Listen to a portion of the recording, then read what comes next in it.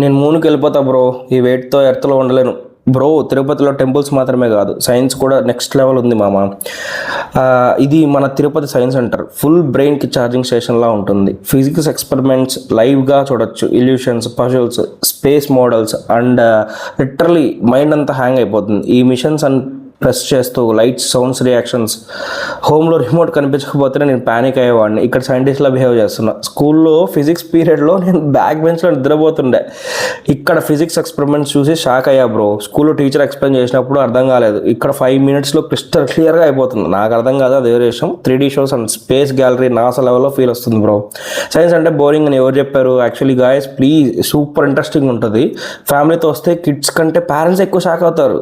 ఫ్రెండ్స్తో వస్తే double fun guarantee. So next time Tirupati వచ్చినప్పుడు టెంపుల్కి వెళ్ళాక సైన్స్ సెంటర్కి నేరుగా వచ్చేయండి compulsory. Follow for more fun places. Thank you. అంతే.